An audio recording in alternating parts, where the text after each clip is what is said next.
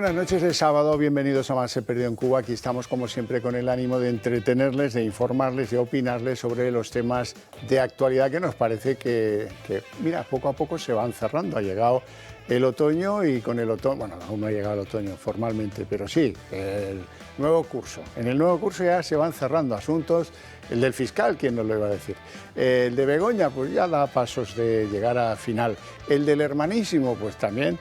El lunes próximo creo que ya echan el telón y seguramente le van a hacer lo mismo que al fiscal. Pase usted y siéntese ahí en el banquillo. Bueno, lo primero, presentarles a nuestros invitados de esta noche.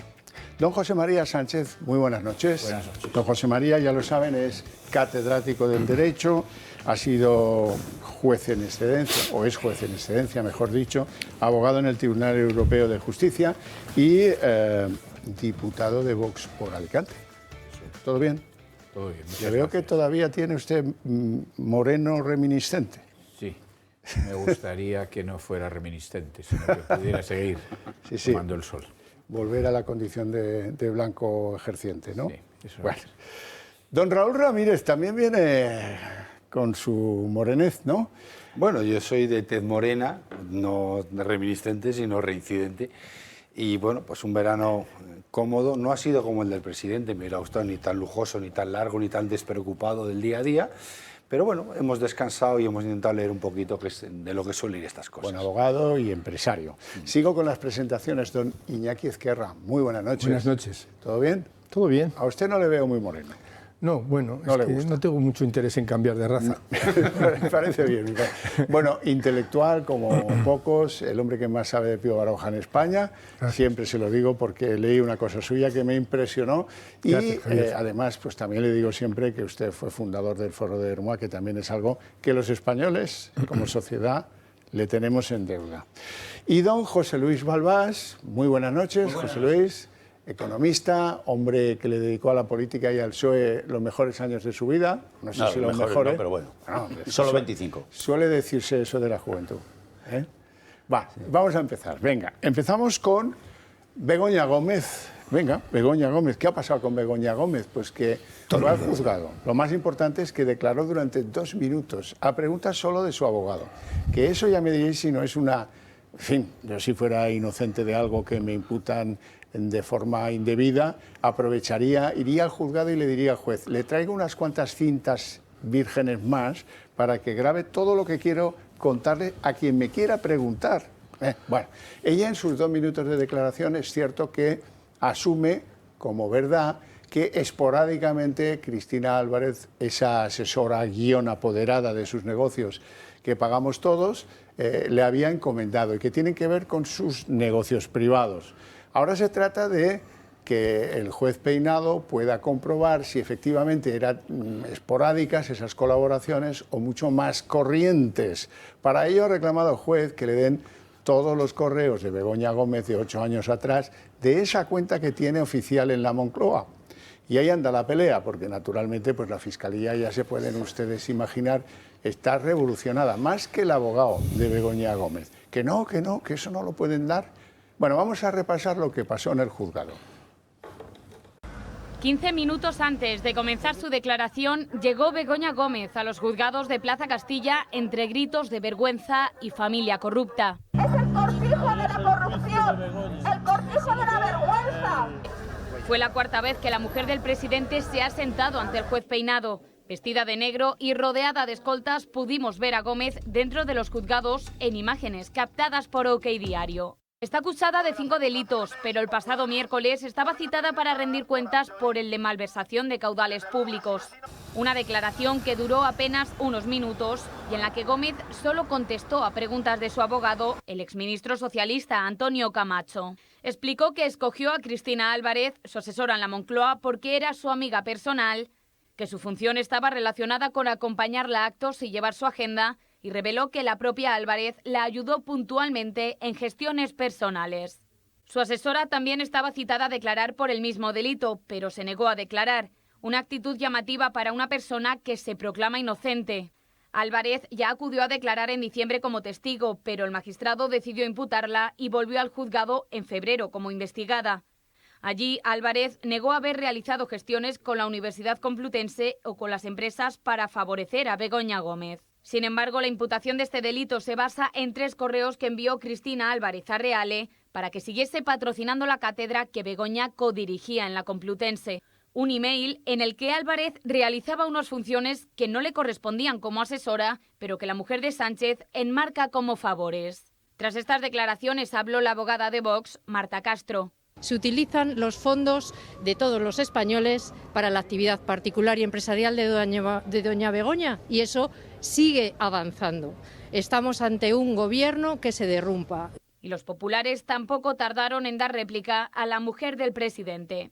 Esto no ha pasado nunca. Ninguna mujer de ningún presidente del gobierno ha estado investigada o imputada por delitos que tienen que ver en su totalidad con cuestiones del gobierno de su marido. Es verdad que me ha sorprendido el argumento que ella da, ¿no? Que es, bueno, fue excepcionalmente alguna vez pudo haber algún favor personal, ¿no? Es que no puede haber ningún favor personal, ni excepcionalmente ni no. Y no era una declaración cualquiera, porque es la que acabará produciendo o no que la imputen por malversación de caudales públicos. Y eso es importante, dirán ustedes, pues mucho, mucho, mucho, porque al final, si el juez instructor decide hacerlo, imputarla también por ese delito, acabará siendo juzgada por un jurado popular. Y eso da, no miedo, miedito. Don Raúl Ramírez. Bueno, pues empezamos, como digo, el curso, o el año académico, si lo queremos llamar así, con plato fuerte, ¿no? Este mes es un mes apasionante. La hoguera de las vanidades. Yo más diría la hoguera de las estupideces, porque ni siquiera llega esto a vanidad, me parece de juzgado de guardia, nunca mejor dicho, esto. Vamos a analizar, o yo creo que esta noche empezar a analizar un poco la situación de esta declaración, que ha levantado cierta, bueno, clamor popular, dice, por fin ha declarado. Dice, no, por fin no ha declarado. Lo que ha ido es a una citación judicial a responder 2 minutos a las preguntas exclusivamente de su letrado, cosa que está en su derecho, pero la pregunta es si le hubiera ido mejor callándose. Lo segundo es por qué ha reconocido ciertos favores, o tampoco sería la palabra favores, ¿no? Ciertas actividades personales. Creo que ha sido ese el término de declaración exactamente. Hombre, yo creo que está preparando la tirita antes de la herida. Yo creo que estamos en un caso donde en el momento ya en que Begoña ya asume que, como diría, va a ir caminito, no sé si de Jerez, pero sí del banquillo. Yo creo que ella ya ha estado en este verano tan largo que ha tenido en La Mareta y tan caro y lujoso que hemos pagado todos los españoles y tan relajada porque no ha salido allí a pesar de los incendios que han arrasado este país, pues ha tenido tiempo, creo, de asumir lo que se le viene encima. Esta declaración lo que está intentando es invalidar probablemente la acusación. ¿Por qué? Porque una cosa es reconocer puntualmente una actividad y el delito implica una reincidencia. Entonces yo creo que está jugando a esta declaración. Vamos a decir que una cosa que puntualmente en un momento dado hiciera una actividad personal en un entorno que no lo es, y otra cosa que reincidentemente lo haga. ¿Cuál es la estupidez de este planteamiento? Pues como siempre el juez Peinado, fino en las preguntas, le lleva en su declaración a caer ella misma en contradicciones, ¿no?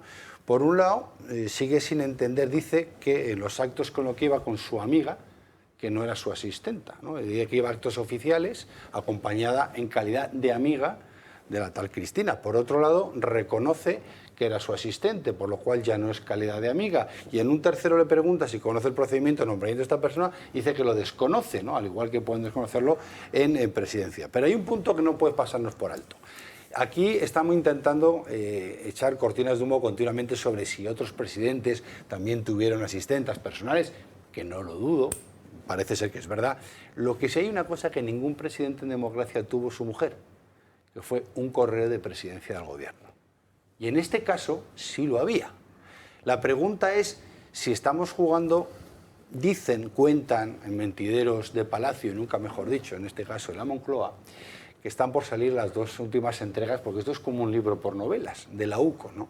Y parece ser que esa petición de correos se puede trazar perfectamente con más de 100 correos, entre ella y un empresario muy concreto, donde se desmontaría el argumento de la no reincidencia y, por otro lado, utilizar medios públicos para intereses privados. Y, en tercer lugar, esas comunicaciones entre ella, su amiga / asesora, y los empresarios oportunos, el empresario oportuno, demostraría pues que hay una connivencia clara para la gestión de negocios y, lógicamente, bueno, pues también podría ser imputada de una manera clara y con pruebas fehacientes.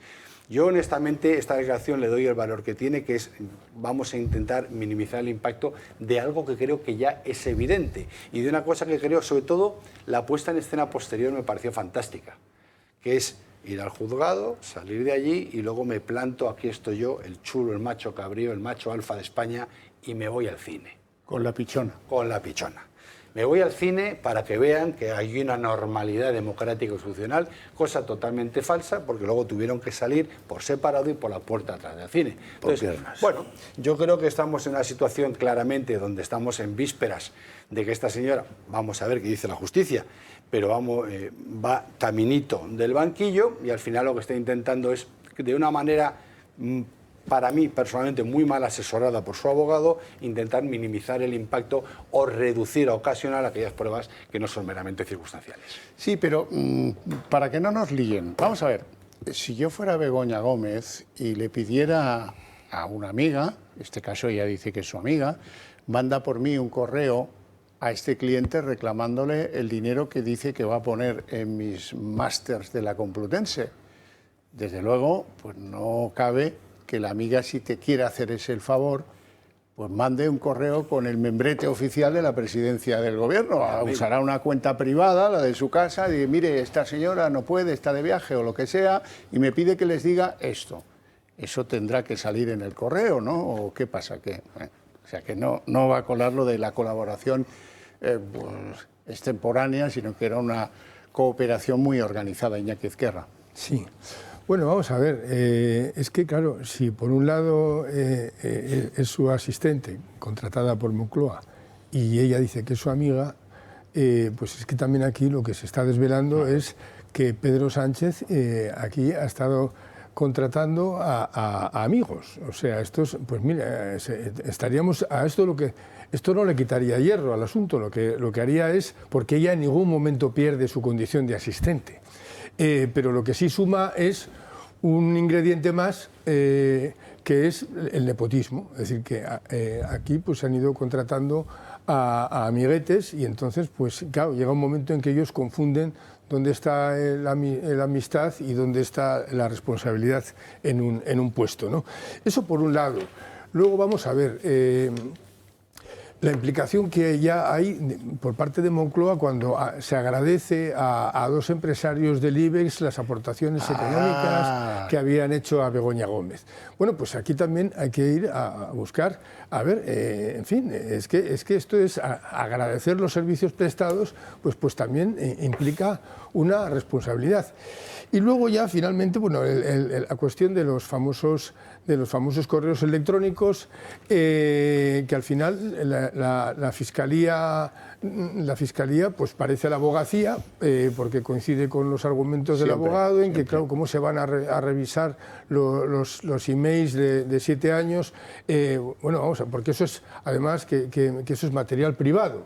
Bueno, a ver, es material privado, pero si hay implicaciones en malversación de fondos públicos y hay, en fin, entonces, bueno, pues claro, entonces, ¿qué pretendemos? Vamos a dejar a Begoña Gómez que haga una selección, ella haga una antología de los correos electrónicos que tengan que ver con sus implicaciones. Bueno, en fin, yo creo que esto es un episodio más. Lo que sí es verdad es que parece que ese cerco se está estrechando y que esta situación pues sí es verdad que tenemos todos la sensación de estar en la fiesta de la marmota, pero bueno, a lo lejos se están viendo ya algunas señales del final, ¿no? Entre ellas pues bueno, pues la propia comparecencia del fiscal general ante el Supremo. Iñaki, te agradezco mucho que hayas sacado este tema, era uno de los que yo tenía previsto para más adelante, pero no importa. Efectivamente, han cazado algunas de las cartas que desde la Moncloa dirigían algunas empresas del IBEX agradeciéndoles su aportación a los negocios particulares de la señora presidenta. Y es tan cursi la carta que no puedo por menos que entrar en ella. Lenguaje de funcionarios. El presidente ha tomado conocimiento de su aportación, que tan útil va a ser y tal. O sea, como el que dice, recibido el mensaje y el contramensaje, gracias por la pasta, hasta la próxima. José Luis Balbás. Bueno, el tema de Begoña ya, vamos, es ya en una primera fila. O sea, se está convirtiendo en una semana en 3 temas distintos dentro de las acusaciones, que son 5, cada vez más gordas, porque incluye malversación de fondos públicos, que ahora se quiere decir que van a decir a los fiscales que le diga al juez que no puede pedir los emails, de Moncloa, porque eso es un organismo público.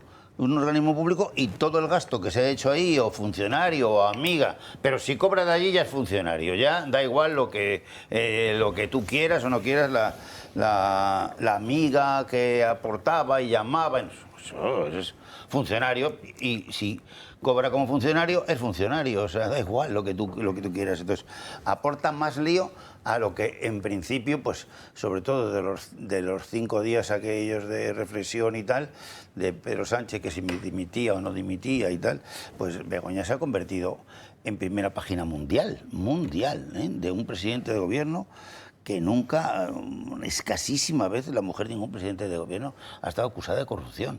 En España la mayoría de ellas ni verlas, ni se sabía quién eran. O sea, que portada del Financial Times. Tampoco que ni se las veía, ¿no? Entonces, bueno, pues nada. Entonces, ¿qué es lo que le está pasando? Que tiene 5 acusaciones serias, con bastantes años de prisión si fuera preceptivo. Ya va por 12 o 14 el número que dicen, ¿no? Pero claro, va a terminar en el banquillo, eso está claro permanentemente. Por eso es la excitación de Félix Bolaños de dar un golpe en la mesa, un golpe constitucional contra los jueces, contra el Estado de Derecho y contra el acuerdo con la Unión Europea de que esto sea un Estado de Derecho. Es decir, que haya legalidad en los temas. No, a Félix Bolaños no le importa. Es saber si quitamos a todos los amigos, todos los miembros del gobierno, todos los familiares que tienen tantos pleitos, más de 30 pleitos, ya es una cosa gordísima, ¿saben? Y Bolaños pues quiere en octubre, creo que va a conseguirlo, tipo Yolanda Díaz esta, que ha conseguido que le dieran una leche, pero bien, en todas las orejas, ¿sabes? Yo creo que va a conseguir lo mismo, porque no es solo ilegal, es que no es el 50%, necesita, para cambiar las leyes de la justicia, necesita aprobarlo en las Cortes con 2/3 o con el 60%, y convocatoria de un referéndum para ese asunto de todos los españoles, ida y vuelta, que es cambiar la ley total de la Constitución, que la justicia sea parte del gobierno. Pues eso, ni Franco, es que ni Franco, eso pues no sé, Venezuela, Guatemala, o no sé cómo se dice, no, Guatemala no, el otro, peor, Cuba, el que está al lado, Cuba. O sea, pero bueno, ¿qué me estás diciendo? O sea, esto, señor Félix Bolaños, deje de hacer el circo, porque ya se ríe todo el mundo de usted, porque eso es un intento de golpe de Estado, no es otra cosa, a la justicia. Pero eso es normativa europea, es que no lo puedes decir. Entonces, una de las cosas que quiere quitar del medio es Begoña. Es decir, que por eso está el asunto ¿entiendes? No solo es Begoña, es Santos, el gran líder político económico del PSOE, ¿no? Entonces, claro, todo esto de tratar de manejar con la Fiscalía, que no den ni emails, pero esto es una payasada. Los emails se les puede pedir a un juez directamente a los organismos digitales que hay en toda Europa, pero que no son suyos, eso, no son ni de Félix ni de Bolaños, no es de nadie de este asunto. Y ese manejando con el fiscal pero el fiscal no sé si no se dan cuenta de que después del otro día es un aparato de risa ya, para todo el mundo, porque es ilegal. Luego iremos ad extensum al fiscal, no te preocupes. Quiero que vean la salida por separado del cine entre abucheos, Pedro y Begoña. Ahí la ven. Adelante. Hola, Pedro. Perdón. Cuidado. Hemos visto la entrada, ahora veremos la salida. Cada uno aquí como que no, yo no sé, tal. Era de noche, gafas de sol no conviene, tal. Y por separado. En fin. Y de fondo, pues un murmullo cada vez más más amplio. Eso es Callao, Le dicen pone, eso es el de metro todo. de Callao. Sí, sí. ¿Y qué cine a qué cine han ido estos? Rinconcito para hablar de la salud más se perdió en Cuba con don Adolfo Albistur, que ya me acompaña una noche más aquí. ¿Qué tal? Muy bien. Pues encantadísimo de estar contigo, claro. Viene usted a hablarnos de los desfibriladores que salvan vidas. Sí, de que salvan vidas y lo importante que es tenerlo cerquita. Ya sabemos que cuando caemos en una parada cardíaca, es decir, tenemos una fibrilación ventricular, el tiempo es oro. El tiempo que no tenemos.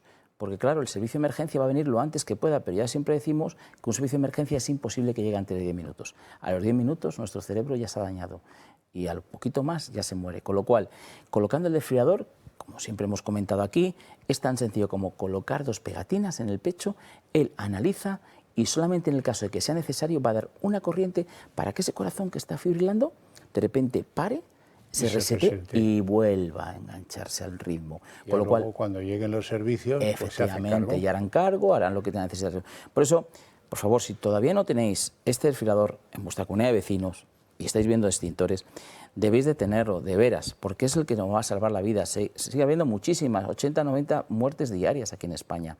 Y si la comunidad de vecinos se pone de acuerdo, oye, o no tenemos comunidad de vecinos, pues lo tengamos en nuestro hogar.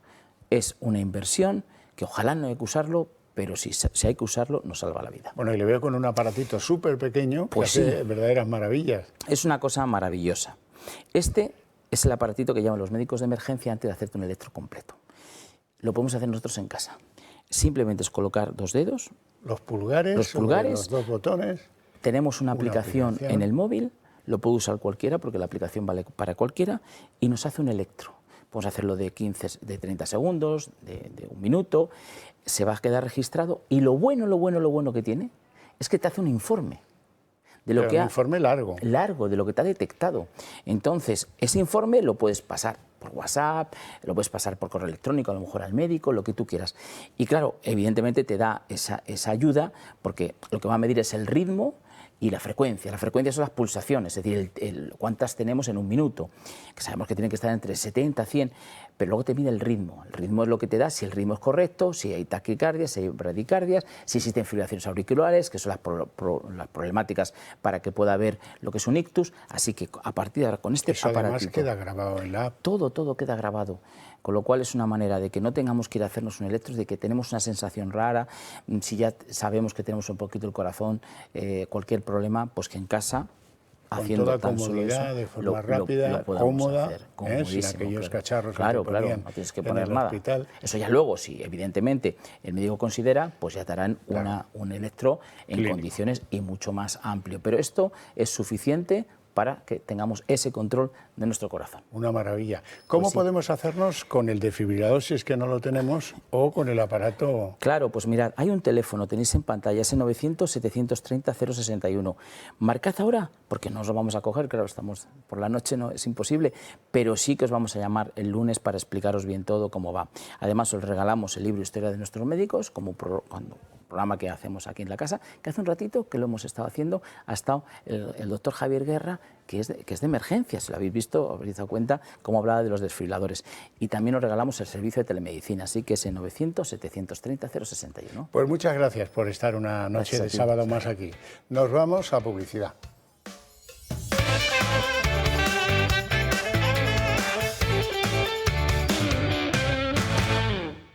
Veníamos hablando de Begoña Gómez, de su pase por el juzgado, del delito de malversación, de, en fin, de lo que ustedes quieran.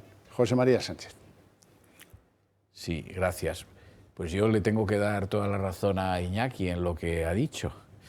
Y voy a añadir algo más, pero no es una broma, es verdad. Es que yo creo que Begoña, por primera vez, ha dicho la verdad en el juzgado. Ha dicho la verdad, ha dicho, claro, como es tonta y no sabe que tiene derecho a, con su declaración, no contribuir a su breve inculpación, como es tonta de remate, pues ha dicho la verdad. Ha dicho, no, es que esta señora, la asesora esa del presidencia del gobierno, Cristina, hacía estas cosas porque era amiga mía. Pues claro que lo ha hecho porque era amiga suya. ¿Y por qué está una amiga suya en la Moncloa contratada? ¿Por qué está esta señora en la Moncloa? Pues por lo que ha dicho Iñaki, exclusivamente porque es amiga suya. la pericia o competencia de esta señora, señorita o lo que sea, Cristina, doña Cristina o como la queramos llamar, pues es ignorada por todo el mundo, incluidos por aquellos que decidieron contratarla, para los que su pericia o competencia era algo absolutamente irrelevante. El único mérito que debía tener, probablemente, es que era amiga de doña Begoña, la presidenta o la doña de turno. Entonces, claro, esta señora ha dicho la verdad. Y no sé si le va a ayudar esto, porque es que parece, claro, reprochan al juez instructor, a Peinado, que abre muchas líneas de investigación al tiempo y entonces dicen, no, esto es una causa general contra Begoña y contra el matrimonio Sánchez. Pero si es que este tipo de declaraciones le empujan a que abra otra línea de investigación. Claro, es que es una señora no tonta, es que no hay una palabra en el diccionario para poder expresar cuán estúpida es. Bueno, entonces, luego está el problema en general de la imputación de esta señora, porque no nos desviemos tampoco del asunto. Ahora hemos descubierto que a lo mejor ahí pues ha habido un manejo más, acaso constitutivo de prevaricación en la contratación de alguien cuyo único mérito para serlo fue la amistad con Begoña. Bien. Y por lo tanto el posible tráfico de influencias del que fuese sujeto activo y autor Begoña. Porque será Begoña quien le ha pedido al cargo competente para contratar a esta señora que la contrate. No ese señor así por ciencia infusa va a adivinar que esta es amiga de Begoña, que doña Cristina. Vamos a ver, luego está el problema general de Begoña, cómo está en este momento, digo para no olvidar, ¿no?, lo que ha pasado. Lo que ha pasado es que esta señora, pues, parece ser que ha desempeñado una llamada cátedra, que no lo es, de cátedra tiene solo el nombre. No es la única aquí en la universidad, cierto es. Probablemente es la única cuyo titular o cuyo cotitular es una persona sin estudios universitarios. Pero estas llamadas cátedras extraordinarias pues existen, pero ordinariamente las desempeñan personas de un cierto relieve académico intelectual, cosa que en el caso de Begoña pues no existe, sería más bien lo contrario. Sería su falta total de relieve académico o intelectual, por no decir su deficiencia intelectual. Entonces, bueno, ¿esto cómo se ha logrado? Pues para lograrlo ella o alguien, para el beneficio de un tercero, que sería doña Begoña, ha tenido que solicitar esto a la Universidad Complutense. Claro. Y la Universidad Complutense ha actuado de esta manera insólita, arbitraria, cuya única finalidad era favorecer a doña Begoña. Bueno, esto es por parte de quien ha actuado así cerca de la Universidad Complutense, tráfico de influencias, que está castigado como delito en el Código Penal Español, y por parte de la Universidad Complutense, aparte de su participación en el delito de tráfico de influencias, también acaso prevaricación. Luego está, dentro del asunto del máster, la cátedra y todas estas historias propias de doña Begoña, o sea, propias del tebeo, está el asunto del software este famoso. Sí, sí.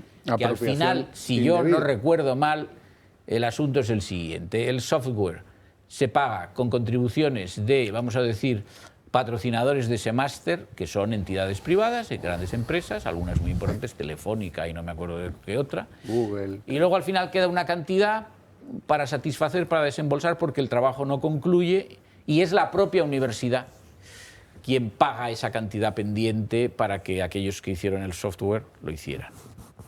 No sé si fue una prestación dineraria, fue una prestación en especie, porque hubo profesores de la Universidad Complutense que contribuyeron a terminar el... Bueno, y al final, de algún modo, no sé tampoco muy bien cómo esta señora ha registrado el software a su nombre. ¿Pero por qué? Si ni lo ha hecho ni lo ha pagado. Bueno, eso dio lugar en su momento a que la universidad dirigiese un escrito al juez instructor en el que le decía que creía que debía investigarse una posible apropiación indebida. Cargo que es uno de los que se le imputan a doña Begoña, a esta Begoña de nuestros pecados. Y bueno, y ahora últimamente esto, claro, que estamos aquí removiendo, estamos descubriendo que esta señora pues para sus actividades indudablemente privadas, porque por muy doña que sea en su condición de consorte del presidente del gobierno, por ese motivo ella no tiene ningún cargo público, pues más allá de los servicios propios, de lo que sería la atención a esta señora que reside en el mismo edificio donde tiene su sede oficial la presidencia del gobierno, esto siempre es un problema, y recordemos que durante aquel régimen que se ha mencionado, es decir, el de Franco, esto no sucedía.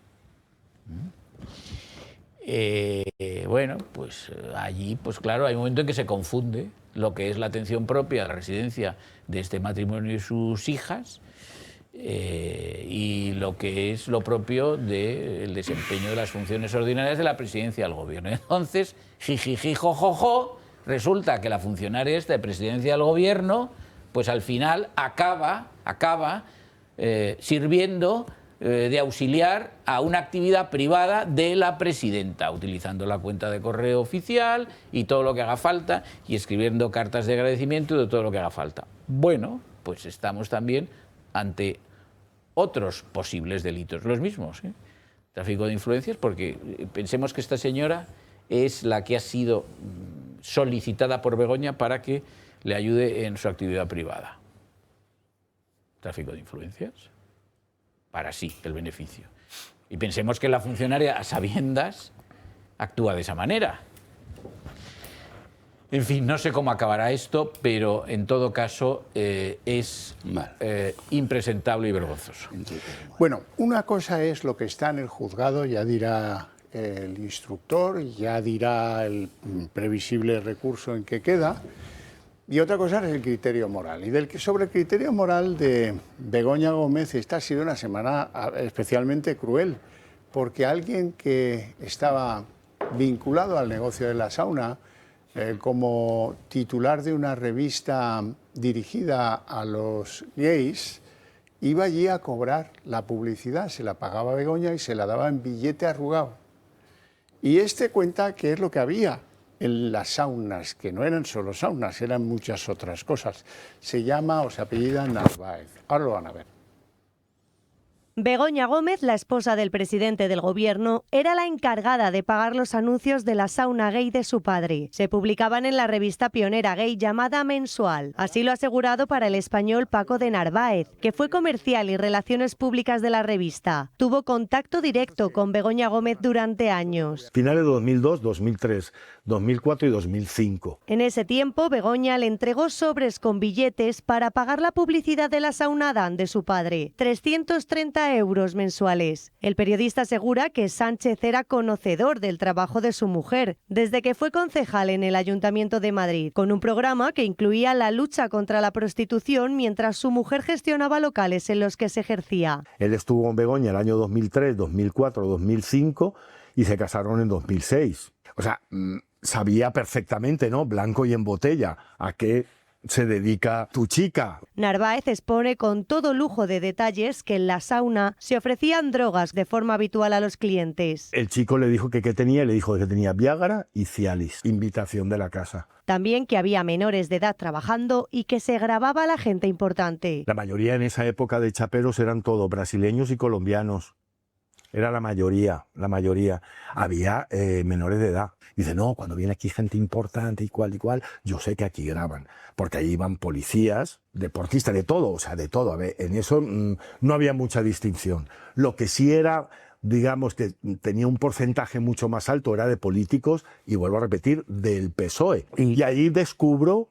Digo, ¿cómo así? Dice, sí, cuando viene gente importante, yo sé que aquí se graba, pero... Asegura que Begoña Gómez también conocía lo que sucedía dentro de la sauna. Sabría lo que hacían en ese recinto, ¿no? Sabría los negocios del padre. Es que el padre no tenía otros negocios. Todo su patrimonio que hizo posteriormente salen de esos negocios. Desde la oposición critican la hipocresía de Sánchez al intentar abolir la prostitución cuando se lucró de los negocios de su suegro. Buena parte del patrimonio familiar que usted tiene viene de ingresos producidos por el abominable negocio de la prostitución. Abominable negocio de la prostitución, Raúl. Bueno, yo creo que es que ya esto es apasionante ya desde el punto de vista, bueno, hablabais antes de Cervantes, ¿no? Imagínate si hubiera tenido materia para poder escribir esto. A ver, yo creo que, vamos, es que no sé cómo intentar ponerme serio con este tema, porque a mí honestamente me cuesta. A ver, nuestra pentaimputada, al final ella, efectivamente, ya hemos dicho, habéis comentado, pues probabilidades que todos por una o por otra la vemos en el banquillo, ¿no? Yo desearía verla un poquito más lejos del banquillo, pero bueno, de momento esto hay que respetar. Nosotros sí respetamos la independencia judicial, la que dicen los jueces, y ya está. Desde luego, pero lo que no cierra y al revés abre una espita más importante es lo que estamos tocando aquí. Porque esto apunta directamente, lo otro puede ser colateral. Puede ser que la presidencia del gobierno esté en el mismo palacio y que uno duerma en un ala y otro en otra y tenga un problema de orientación nocturna y no sepa con quién está su mujer. De una manera muy naif, yo no me voy a creer que se dedica a la confusión entre lo público y lo privado, se dedicaba simplemente a sacar entradas de cine.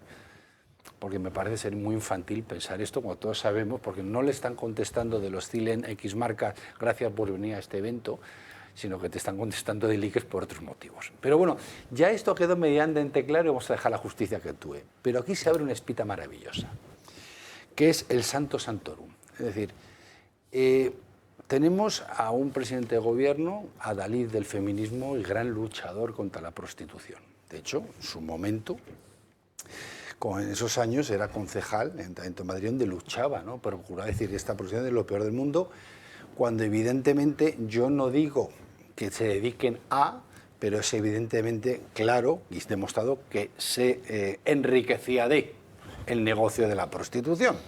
Y no sé si de algún otro colateral, como apuntan, tiene toda la pinta, porque ese negocio normalmente no se suelen regalar caramelos ni palomitas, se suelen regalar otro tipo de cuestiones. Por tanto, la pregunta que surge ahí es una que siempre nos hemos hecho, es ¿con qué hizo su carrera política el señor Sánchez? ¿De dónde vinieron los fondos necesarios para iniciar esa carrera política? ¿A través de cuál fueron los resortes dentro del partido para su aparente y fugaz alzamiento arriba? ¿Qué sabía o qué sabe el señor Sánchez y a través de qué personas? Y hay muchas preguntas que a creo que era un miembro de estas saunas, ¿no? El que estaba haciendo la declaración, ponía en cuestión, que seguramente, si son mentira, la señora Begoña y el señor Sánchez se habrán demandado oportunamente. Si no lo han hecho, igual es que hay algo de veracidad, ¿no? Porque son lo suficientemente graves para que una persona que se sienta aludida de manera directa, como está siendo aludido, pues lo hiciera. Esta entrevista, si no cogemos solamente el corte y la vemos completa, tiene un mayor calado, porque no solamente se habla en esta entrevista, alguna otra, de que fuera Begoña la que iba a hacer labores de cajera contable, si lo queremos llamar, por darle un elemento más glamuroso en las saunas, sino que en algunos casos incluso iba acompañada de otra persona que también podía haber hecho esas labores de contabilidad administrativa de estas saunas. Pues se podría saber perfectamente quién era esa persona. Y claro, si se puede demostrar que alguna persona acompañaba a Begoña en sus quehaceres de contable administrativa de burdeles, uno no tiene mucha lógica para hacer que es un gran desconocedor y una adalid de la lucha contra la prostitución, lo que es una incoherencia absoluta y una mentira flagrante como es toda su santa vida. Dicho todo esto, yo creo que ese amor profundo y envidiable, porque es envidiable que una persona sacrifique su carrera política y personal por ese amor natural, y tan mal los españoles que no tenemos esa caridad cristiana que deberíamos tener, con una persona que ha demostrado esa inocencia, José María, en una declaración ante un juez.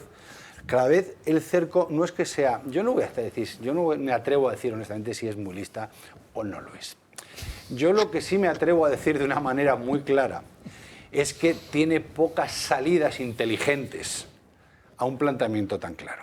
Es decir, aquí se están demostrando, ya no solo se está demostrando cuál era o cuál ha sido la fuente de promoción o cómo Begoña ha encauzado su vida. Aquí lo que está es un nexo claramente indestructible, veraz, constatable y obvio de que había personas de su círculo muy cercano que no podrían ser desconocedores de ciertas actividades, incluso si en algún momento fueron partícipes, ya no a título lucrativo, como dijo el señor Feijóo, sino a título directo. Por tanto, yo creo que igual en estos días también vuelven a aparecer, no esta persona, sino otras personas, donde pudieran en su momento haber grabado actividades de esas personas en las saunas.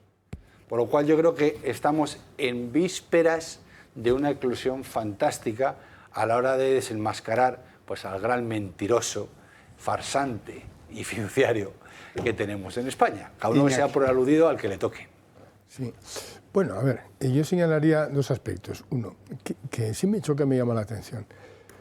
Si tú tienes si tu propia familia o la de tu cónyuge tiene esa relación con esos negocios de prostitución, ¿no intentarías, la gente normal, una persona normal, no intentaría no hablar de ese tema?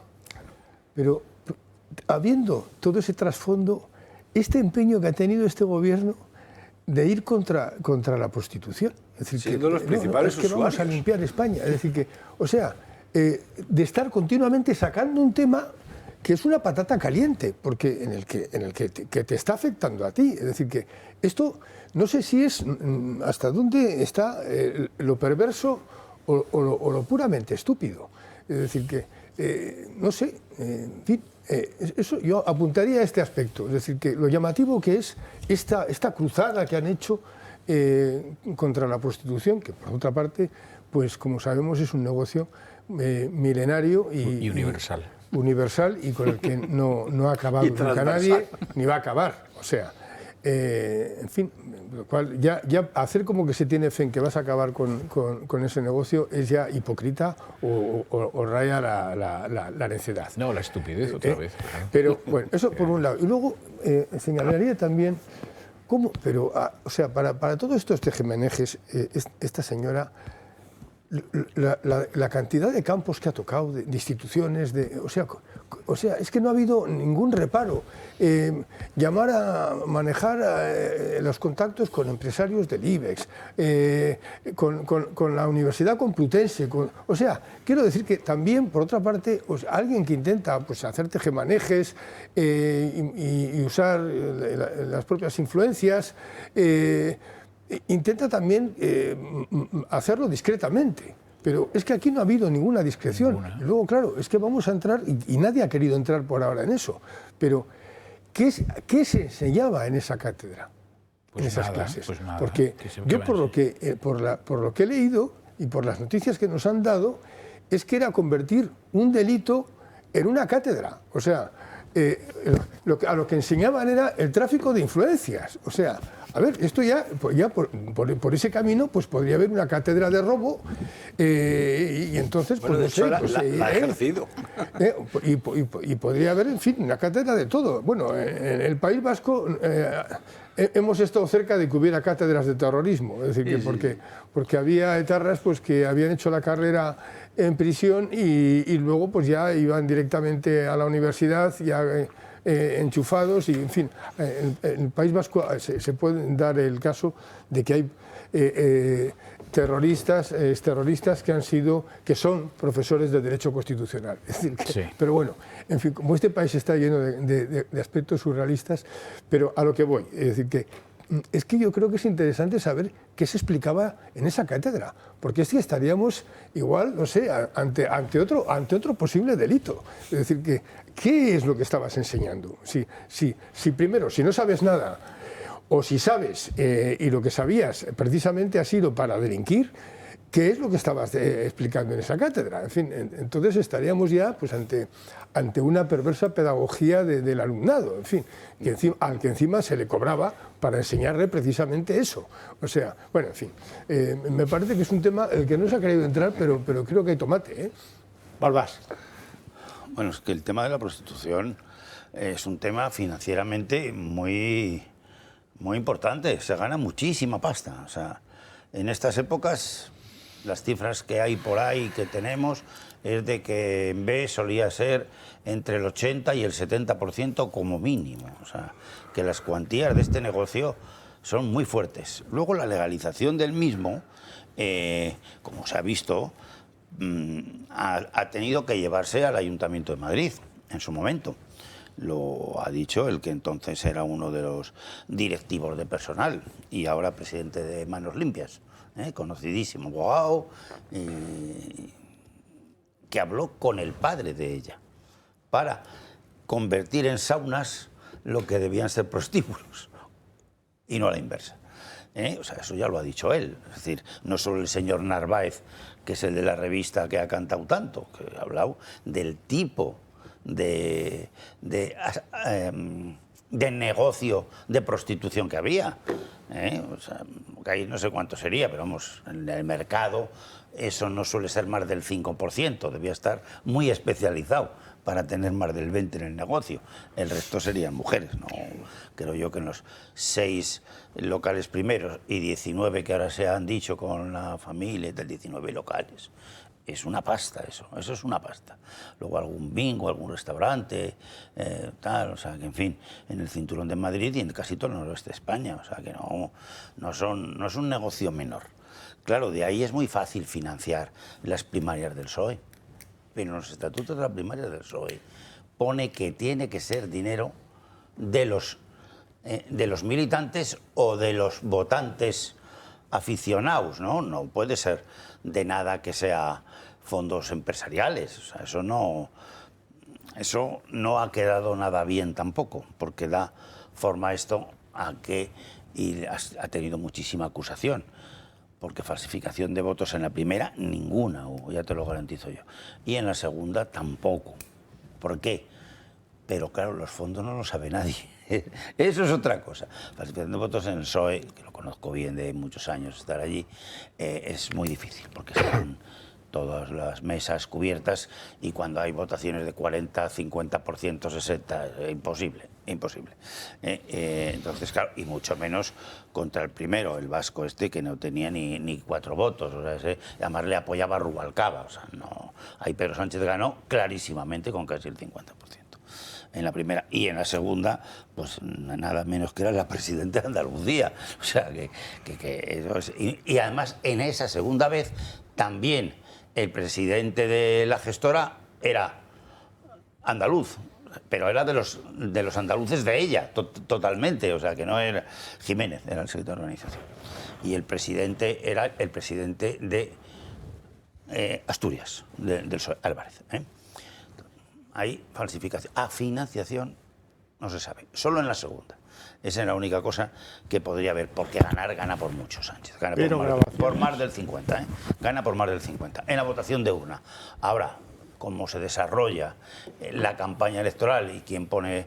Porque los otros también no son mancos. O sea, la Junta de Andalucía que ha manejado Chávez, Griñán y ella, porque estos han sido los 3 presidentes, hubo una al principio, pero duró muy poquita cosa. Entonces, claro, esos 3 mancos no eran. O sea que eso su financiación también tenían, ¿no? Pero claro, lo que no se puede es defender con tanta en contra de la prostitución, en favor del feminismo, hombre, y estar metido ahí con conocimiento pleno, porque claro, si es 2003, 4, 5, 6, que realmente es cuando está empezando su carrera política Pedro Sánchez, porque en el PSOE se le mete en las listas en el 2003 y sale concejal en el 2004, enseguida por algunas correcciones y tal, pero ahí empieza su carrerita, no es ese el momento. El momento que es clave para él son las primarias, 14 al 17, no el 4 al 5. Es decir, hay muchos años después que ya llevaba casado, pues, eso era ya 11 años o 12. Entonces, no se puede tener tanta cara luego con la información que ha dado el señor Narváez de la revista esta, que cobraba en efectivo y tal, dice cuál es el negocio y qué es el tipo de clientes de los gays colombianos y brasileños, me ha dicho. Dice él, menores. Habla de menores, habla de mujeres también, que algunas han estado hasta mucho tiempo maltratadas, digámoslo así, ¿no? Entonces, claro, con intervenciones policiales luego está que lo demuestran. Locales públicos o semipúblicos, como el de Mafre, que sigue alquilado ahí a peseta. Muy fácil. Muy fácil, sí. Muy fácil, que es del Estado, peor. Peor me lo pones. Mafre en su momento también era semipúblico, o sea que una mutualidad. Ahora ya cotiza, y bien cotiza. Entonces, claro, muy fácil es la función pública, es la seguridad social de los funcionarios. Y tiene alquilado ahí, con toda la cara, un contrato, pues bueno, por 14 euros, vamos a dejarlo, aunque sea 14.000, pero es muy grande el edificio. Un detalle. Y en el sitio que está, ¿no? Entonces, claro, ¿quién tenía esas influencias para estar en ese sitio? Que han sido muchos años. Este negocio, según las cifras que tenemos, debe ser del 80, o sea, que tela, 80, 85, ya con Álvarez en el Ayuntamiento de Madrid también, porque las licencias, las de Madrid, que son las que más valen, han tenido que pasar por el Ayuntamiento de alguna otra manera, de legalizar este negocio, con aparentemente con saunas, pero no era para bañarse. Con grabaciones a gente de bueno, tu grabaciones partido. era un negocio auxiliar, que a gente importante pues le habrán grabado para extorsionarle, pero vamos, es un negocio muy habitual. ¿Cuántas dicen con lo que tenía? ¿25.000 grabaciones o cuánto eso? A lo mejor tenía alguna, ¿no? Porque parece ser que dos de los antiguos amigos de Sánchez, que han vuelto a ser, que jugaron contra él, estuvieron buscando, según está acreditado, tanto Óscar López como Antonio Hernando, ninguno de los dos en la votación decisiva estuvo con Sánchez, estuvo contra Sánchez en la votación del 16-17, contra la andaluza, y contra una cosa que se presentó, que sacó el 7% ahí del País Vasco, que se llamaba Pachinadie. Ha cambiado de apellido ahora y se llama no sé qué, ¿sabes? Pero allí le llamamos Pachinadie, ¿no? Pero bueno, entonces, esto, termino, esos dos estaban en contra de Sánchez. Es decir, es más, Óscar era el jefe de la campaña de Pachi López, el jefe de la campaña.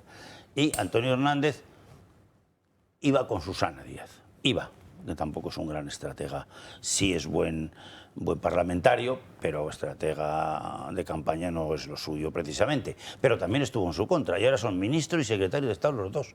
Eso, en política, ¿sabes cómo se llama? Traición sobrevenida. José María Sánchez. Bueno, se ha hablado de la hipocresía de Sánchez, que sabiendo todo esto relativo al negocio de la prostitución de su familia política, ahora se presenta como ha dicho, no sé, adalido, abanderado de la antiprostitución, etc. Yo no sé si esto es hipocresía. Yo lo veo peor que hipocresía. Es decir, lo que veo es lo siguiente. Y con mayor motivo, sí, como ha dicho Balbás o ha sugerido, la campaña de Sánchez interna para ser secretario general de su partido se pagó por el suegro, ¿no? Y por lo tanto con los saberes obtenidos de ese negocio de la prostitución. Peor aún, si fue así. Si no fue así, también es malo. Pero vamos a ver, lo que no tiene sentido es, en mi opinión, habrá quien no esté de acuerdo, es que un señor que es partícipe de un ambiente familiar, aunque sea por afinidad como ese, pretenda ser un gobernante. O lo uno o lo otro. O lo uno o lo otro. Es decir, nadie le obliga a estar casado con esa señora y nadie le obliga a tener por suegro a ese señor, lo hace él libremente. Bueno, pues al hacerlo libremente y sabiendo que su suegro se dedica a la prostitución, pues creo que esto implica que él se tenga que abstener de algunas actividades, entre otras actividades públicas como la de gobernante, porque es poco presentable, es poco decoroso y es una, en términos acaso antiguos, pero que creo que reflejan la verdad de las cosas, es una indecencia. Está, nada más. Es una persona que no es decente. No es decente. Podría expresarlo de otro modo. O sea, podría decir, bueno, es que el que es político no puede después consentir aproximarse a círculos, ¿no?, relacionados con la prostitución. Pues es lo mismo. ¿Qué diríamos? Pues que este hombre es un indecente, ¿no? Pensemos que un presidente del gobierno, otro, se divorcia, y se casa con otra señora, y esa señora resulta ser la hija de un empresario de la prostitución. ¿Qué pensaríamos? Pues diríamos, es un indecente, qué vergüenza. Bueno, pues esto es lo mismo. Lo que pasa es que la secuencia temporal es la inversa, pero es lo mismo. Es lo mismo, es una indecencia. Bueno, más que hipocresía, a mi juicio. Segundo lugar, y relacionado con esto, el ambiente familiar. Yo aquí he escuchado alguna vez a Julio Ariza y me parece que tiene razón en esto. Pero ¿qué cabe esperar de un matrimonio cuya mujer, su padre es empresario de la prostitución? Podríamos decir, bueno, ella no tiene la culpa. Pero sí tiene la culpa, porque resulta que nos están contando que es la que pagaba la publicidad, que es... Balbás decía que no era la gerente, porque no debe saber economía, ni contabilidad, ni nada, pero era la que hacía pagos. Allí manejaba el dinero en efectivo y tal. Pues, ¿qué cabe esperar de una persona cuya actividad de trabajo conocida es esa? Pues tampoco podemos esperar, no sé cómo decir, que sea, pues qué sé yo, dama de Santo Sepulcro, de la Orden... No. O de Malta. Es una señora, pues que es otra indecente. Otra indecente. Entonces tenemos dos indecentes juntos. Bueno, el panorama no es como para entusiasmarse. Insisto, ambiente familiar que además tiene consecuencias políticas prácticas, porque parece ser, yo no lo sé, pero aquí quien parece ser que lo sabe, lo ha dicho, sugerido o insinuado, pues ese dinero pudo servir para que este señor hiciera su campaña electoral. Y también se ha dicho que acaso de modo antiestatutario. Aunque no hubiera sido antiestatutario, me da igual, otra indecencia más. Otra indecencia más. Luego está la cuestión de la prostitución de los partidos. Voy a ser breve. Vamos a ver, hasta la ley del sí o sí, esto era como una especie de postura que los partidos no se atrevían a manifestar públicamente. En ese momento, me permito recordarlo, hay una fractura seria entre Podemos y PSOE, porque se incluye una disposición tendente a prohibir la prostitución, no tanto a penalizarla como a prohibirla en cierto modo, con un grado de penalización un poco equívoco, porque no se atrevían tal. Y entonces hay una división neta que yo viví ahí en la comisión, porque era ponente de esa ley, y la ley del sí es sí, y entonces Podemos manifiesta abiertamente que... el PSOE manifiesta abiertamente que es un partido antiprostitución. Bueno, y entonces Podemos se alinea con otros izquierdistas cada vez más radicalizados, como fueron RC, por ejemplo. Diciendo que la prostitución tiene que ser libre, toda vez que las mujeres ejercen un derecho sobre su cuerpo. Una terminología del año catapún ya, que huele a rancio, pero una cosa, bueno, bien, ahí se separaron. Entonces el PSOE se vio necesariamente abocado a hacer un outing acerca de este asunto y a manifestarse como un partido beligerante contra la prostitución.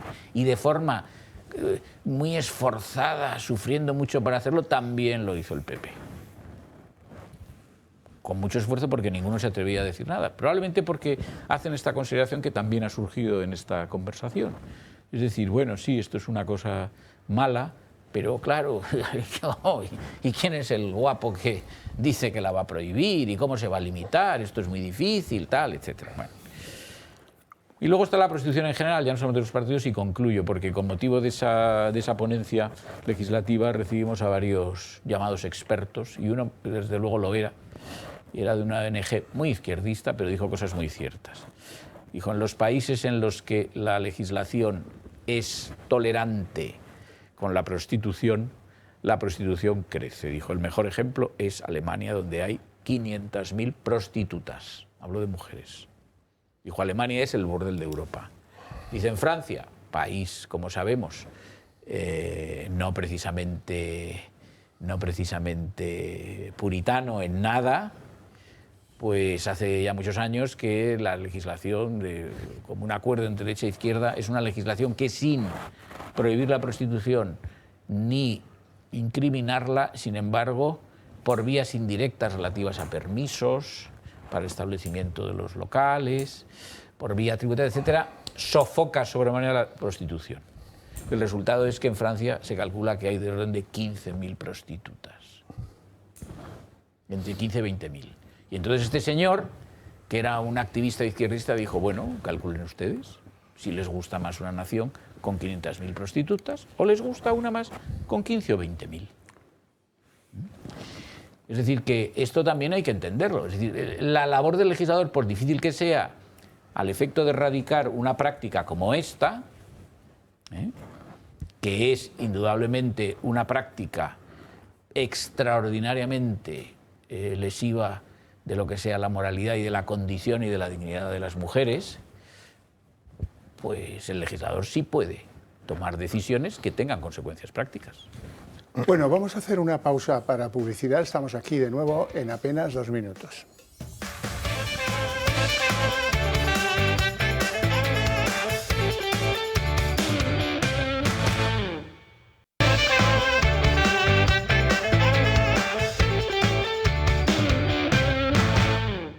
Después de esta introducción sobre el problema de Madame Gómez, bueno, hay que desengrasar un poco, si no estamos en unos pensamientos, prostitución masculina, saunas, pero femenina también, pero todo es un business. Bueno, vamos, hay una chica nueva que se llama Montse Mínguez, que nos va a dar unas enormes tardes de gloria. Fíjense lo que dice. Porque cuando uno sale a la calle, por mucho que nos digan que no, por mucho, es el mismo discurso que dicen del gobierno agonizante. Gobierno agonizante, 42 leyes aprobadas. Los socialistas no pueden salir a la calle. Eso es mentira. A mí la gente en la calle me para, pero cuando me pongo yo la primera, como podría poner a muchos compañeros, aguantad. Y eso es lo que vamos a hacer, nos vamos a dejar la piel en trasladar a la ciudadanía esa mejora de la vida de la gente. Que sí, que tiene razón, que lo hemos visto antes con Pedro cuando va al cine con Bego, que lo hemos visto, no cabe duda. Bueno, y luego hay otra monumental, el día de gloria, o el día de antes de gloria de Yolanda Díaz. Ya tuvo bastante con el refregón en el Congreso, con que no fuera el presidente a su ley es maravillosa de la reducción de jornada laboral, todo eso. Pero es que metió una gamba definitiva en el tema que veremos a continuación, el del fiscal general del Estado. Óiganla. Pero una persona que no respeta la jefatura del Estado, no respeta la presidencia del Consejo General del Poder Judicial y del Tribunal Supremo, no respeta la institución como Fiscalía del Gobierno, no respeta al ministro de Justicia, pues es que se equivoca. El otro día en una entrevista en La Sexta, usted utilizó, al referirse al fiscal general del Estado, la expresión el fiscal del Gobierno. ¿Fue un lapsus? Pues entiendo que sí, sí, así que rectifico ahora mismo, sí. Fue un lapsus, si lo dije así, rectifico ahora mismo. Televisión espantosa de María Rosa María Mateo. Raúl, ¿tú querías añadir algo al lapsus? Yo es que ya no sé qué decir. Yo soy yolandista, me apasiona este personaje. O sea, yo me declaro absolutamente follower de ella, porque igual que antes no me he atrevido a calificar el nivel de coeficiente intelectual de la señora Gómez, aquí sí. Pero porque además se esfuerzan de mostrarnos diariamente el nivel de incompetencia y sobre todo poca visión política que tiene esta señora. O sea, a mí me apasiona un personaje como Yolanda, donde es una superviviente traicionera. Recordemos que hay una cosa que les une a todos estos estos progres falsos, porque son más pijos que otra cosa todos, ¿no? Empezando por ella. Es que en toda su carrera política ha sido a base de traicionar a sus mentores. Todos sin excepción. Empezando, como viene relatado por Sánchez, y acabando con ella, con el famoso Megas, en Galicia, donde empezó a traicionar en el bloque nacionalista gallego. Begoña, ya hemos hablado mucho de ella, pero en este caso que me parece de manual, ella no está haciendo más que repetir, metiendo la pata de más, ojo, lo que ya metió la pata su jefe. ¿No recuerda la famosa entrevista de ¿y de quién depende el fiscal general del Estado? Pues de mí. ¿De quién depende la Fiscalía? Es lo mismo. La Fiscalía está representada por el fiscal general del Estado. O sea, aquí no podemos dividir la persona del cargo. No entremos en esto. Entonces, esta pobrecilla, bueno, todas sabes, oye, tengo un aprecio personal, en lo personal fantástico, pues que eres un personaje político increíble que probablemente no se pueda repetir en este país. Ha sido utilizado por unos, ella ha utilizado a otros y le vuelve a ser utilizado, y cada vez que habla es un chiste. Hacer un ejercicio, me dijo un amigo político mío, decir, intenta simplemente entender una frase de esta señora. Es incomprensible. Desde el inicio hasta el final se contradice, pierde el hilo conductor y ella misma no sabe lo que está diciendo, pero acaba no diciendo absolutamente nada. Y ha llegado a un cargo de vicepresidencia Oye, yo del es la gobierno. primera vez que oigo en política en España eso de lo retiro. Es la primera vez que lo oigo. Ha dicho, si lo dije, lo retiro. Sí, sí. No es consciente ni de lo que ha dicho. Bueno, pero la categoría de la que ha armado esta señora ya por segunda vez, la votación de reducción de jornada o de los que era casi imposible, según está la economía española, de desastre y de destrucción de empresas y de falta de productividad, no sé, a ver si se entera alguien, es una de las más bajas productividades de Europa, la española. Sí, claro. También los salarios son medio bajos, un poquito, pero es por la falta de productividad, es porque no hay productividad. Pero claro, lo de Yolanda es tremendo, porque ella, en esto ya que es la segunda votación de más de lo mismo, y la han mandado todos a freír espárragos, por no decir otras cosas esparragueras, es donde tenía la familia Oriol Junqueras, el famoso catalanista de Badajoz. ¿Sabes? Bueno, esta ha roto el pacto PSOE, de una manera, Sumar. Porque debe haber muchos de Sumar, según la información que tengo yo, que es que no están muy de acuerdo ni con ella, ni con Sumar, Izquierda Unida por un lado, Podemos por el otro. Compromiso. Pero claro, arma un pollo, pero de tenor. Es decir, que no ha ido ni el presidente de gobierno, Pedro Sánchez, no ha ido ni por la mañana, ni por la tarde, ni por la noche al Parlamento a defender este proyecto de ley, del cual evidentemente las patronales estaban todas en contra y los partidos pues los suficientes. Había más que se han callado y que podían haber votado esto en contra, como es el PNV, porque eso que pinta el PNV, un partido más de derechas no puede existir, o sea que eso es imposible, o sea, como Junts. Entonces, claro, ha roto con Junts la que iba a Waterloo a hablar con él.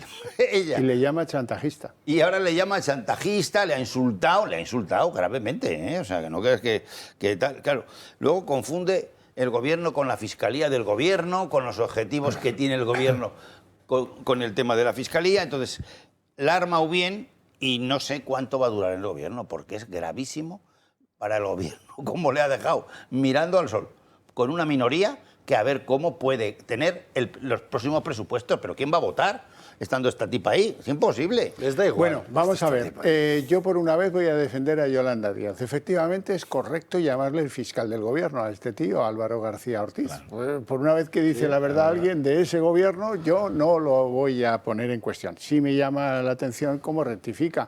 Bueno, vamos al fiscal general del Estado, Álvaro García Ortiz, o del gobierno si lo prefieren. ¿Este qué ha pasado? Pues que lo han mandado al banquillo, como que, obviamente, con un auto muy entretenido del juez instructor Hurtado, que no es precisamente de estos que etiquetamos como juez conservador, no.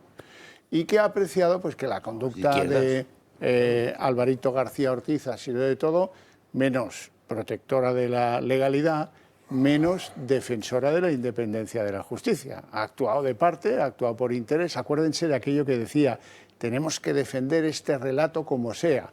Acuérdense que sacó a un fiscal del capo del Atleti para que le mandara los papelitos. Y acuérdense que esos papelitos que alguien borró de sus dispositivos, pero que llegaron a donde tenían que llegar, y que esos papelitos llegaron además a Juan Lobato, al hombre del PSOE en Madrid, que se fue a un notario y dice, yo no tengo nada que ver con esto, que me piden que lo use, pero esto no es correcto usarlo. Bueno, eso es la infrahistoria de todo este caso, que ha llegado ya al final de la instrucción. Eso sí, lo comentaremos después. El juez Hurtado se ha quitado de en medio con el asunto de que le pedía a la Asociación de Fiscales Independientes, oiga, sepárenlo del cargo, hasta que se vea que, si no vamos a ver en el juicio como un subordinado hace de fiscal ante el jefe. Y esto no parece que sea muy sensato. ¿Qué haría cualquier funcionario público al que se le imputaran estos delitos? Pues lo que haría la justicia es separarlo del cargo hasta que se decida la condena o la sentencia. En este caso no ha sido así. Vamos a verlo todo. Por primera vez en la historia de España, el Tribunal Supremo abre juicio penal a un fiscal general del Estado. Álvaro García Ortiz se sentará en el banquillo de los acusados por un delito de revelación de secretos. El máximo representante del Ministerio Público tendrá que enfrentarse a un juicio oral en el alto tribunal. El juez acuerda este auto después de que se hayan resuelto todos los recursos planteados durante la instrucción y se hayan presentado los correspondientes escritos de la acusación. El pasado mes de julio, la Sala de Apelaciones del Tribunal Supremo respaldó la decisión del magistrado Ángel Hurtado de procesar a García Ortiz por haber revelado secretos que conoció gracias a su cargo como fiscal general. Y ahora, con este nuevo auto, el juez le manda al banquillo, previsiblemente en noviembre, según fuentes jurídicas. Eso sí, el instructor rechaza suspenderlo cautelarmente de sus funciones, tal y como pedía la Asociación Profesional e Independiente de Fiscales, al haber un vacío legal porque el procesado es el número 1 y le impone una fianza de 150.000 euros bajo amenaza de embargo si no se cumple. Los hechos se remontan a marzo de 2024. Según el juez, García Ortiz autorizó la filtración de una copia del correo que el abogado de González Amador había escrito al fiscal del caso a la asesora de Moncloa, Pilar Sánchez Acera, actual número 2 del PSOE madrileño. Según el juez, ese movimiento lo orquestó el fiscal general del Estado para atacar a Isabel Díaz Ayuso. Las acusaciones solicitan hasta 6 años de cárcel para García Ortiz por filtrar información sobre la investigación fiscal de Alberto González Amador, mientras que la Fiscalía pide que se archive el caso. Raúl Ramírez, ya está. Bueno, ya está, ¿no? Ya empezamos, ¿no? Yo creo que ya empezamos. Antes del verano sabíamos, o se sabía, que la vuelta a vacaciones, pues para el fiscal sería dura, ¿no? Pero sobre todo a mí lo que me sigue escandalizando es la resistencia no de él, sino de Sánchez, porque este hombre se mantiene ahí por petición expresa de Sánchez, está claro, hasta intentar salvarse por el Constitucional, ahora que hemos entendido que el Constitucional tiene otras funciones distintas a la que fue fundada y su origen, ¿no? Pero sobre todo hay una cosa que a mí me llama mucho la atención, que es, o me avergüenza, ¿no? Este verano que he estado fuera de España en un sitio, ¿no?, que hablabas con gente liberal, incluso con gente de izquierdas. Entonces me decía uno, ¿tú sabes que en el mundo lo que se está ocurriendo en tu país no ha ocurrido jamás? Pero ya no en España, habéis dicho, en ninguna parte del mundo, nunca en la historia. El único precedente fue en Estados Unidos en Watergate, pero ya había dimitido cuando fue imputado. Es decir, el secretario de Justicia ya había dimitido, no estaba en el cargo. Pero jamás en la historia ha habido un caso como este. Por tanto, en este caso, una vez más, España, en este caso, con estas personas, en negativo, somos pioneros de escándalos. ¿Cuál es la vergüenza, ya no solo para la institución, sino para la democracia española y para el pueblo español en general? Primero, este hombre está, o Sánchez no se está dando cuenta, o se está dando cuenta, pero le importa bastante poco, rectifico, he dicho una estupidez previa, claro que se está dando cuenta, pero le importa cero, es que una vez, hasta el momento, el único poder de Estado que no ha podido claudicar ante sus chantajes ha sido judicial parcialmente. Eso lo tenemos claro. Digo parcialmente porque estamos viendo que algunos no solamente han claudicado, sino que han puesto de rodillas, amo, hágase su voluntad, ¿no? Me refiero a algunos miembros del Constitucional, por no decir todo el Tribunal Constitucional. Pero en este caso, ya no es una cuestión de que el fiscal general del Estado tenga principios. Es que parece absurdo que la Fiscalía tenga que impulsar el derecho contra el fiscal, su jefe, al mismo tiempo siendo los principales encargados de velar por la no comisión de delitos o perseguir la violación de los delitos. Es decir, se produce un círculo endemoniado donde quien tiene que empujar la acción de la justicia va a ser empujado por aquellos mismos de los cuales depende y va a ser teóricamente juzgado por comisión de un delito. O sea, es un absurdo en su propia esencia, lo suficiente como para intentar buscar otras soluciones a la protección personal de Sánchez que no sea dando esta imagen internacional, que, repito, no entiende absolutamente nadie, por mucho que queramos explicarlo o por mucho. Lo segundo es, y ahí me vais a perdonar, la tibiez de las organizaciones de fiscalía. ¿Por qué? Porque evidentemente algunas están manifestando de una manera más clara las organizaciones y en otras seguimos de una manera muy tibia. Bueno, y lo hemos visto el viernes pasado en la apertura del año judicial, donde, bueno, hombre, pues no debería estar. Bueno, no debe estar, ¿no? Si no queréis que esté, plantaros. Si no, o sea, él estaba delante de aquellas personas que el mismo lunes iban a dictar auto, y estaba delante de aquellas personas que le van a juzgar, y estaba su majestad, el rey, y en una palabra estaba el establishment español delante. Entonces, la desfachatez, la falta de respeto a la sociedad civil, la falta de respeto a las instituciones, la falta de todo tipo de respeto a cualquier ámbito que ya Sánchez está forzando, porque al final con todos los respetos es un tentetieso. Él evidentemente, yo no sé si voluntariamente lo hubiera dejado o no, no sé si tiene principios o deja de tenerlos, no sé si respeta la profesión suya o no, o a sus colegas, no tengo ni idea, honestamente. Lo que sí tengo claro es que es un fiel servidor de una persona, en este caso el señor Sánchez, que está intentando protegerse hasta que le habrá prometido que en el Constitucional tirará todo el procedimiento por la basura, a costa de denigrarnos institucionalmente a todo España, en un entorno donde nadie entiende, donde qué credibilidad y el impacto Balbás que esto tiene en la economía. ¿Alguno creéis que internacionalmente España está mostrándose con una seguridad jurídica como para traer el dinero aquí? Cuando tenemos al fiscal general del Estado imputado. Están saliendo capitales. Claro, está produciendo una fuga de capitales. El 60% no ha entrado. Y por otro lado, un replanteamiento de las inversiones actuales. El daño que está causando más allá del circo mediático este señor, no somos conscientes del impacto económico que esto está teniendo, que algún día lo veremos. Por tanto, yo a mí lo que me parece, y con esto concluyo, es vamos a dejar otra vez que la justicia avance. Esto estaba cantado, estaba más que visto. La resistencia numantina creo que no tiene ningún sentido más allá buscar el Constitucional y volver a saltarnos todo el ordenamiento jurídico español, y a partir de día, ¿qué pasa? Con este señor en la Moncloa, día que España pierde fuerza, pierde credibilidad internacional, pierde respeto y pierde ningún sentido a la hora de mantener inversiones y capitales en este país. Él sigue en el cargo, el presidente del gobierno sigue en que no hay pruebas. Como no hay pruebas, no hay delito. Esa es la tesis jurídica de Pedro Sánchez. Vamos a hacer una pausa de publicidad.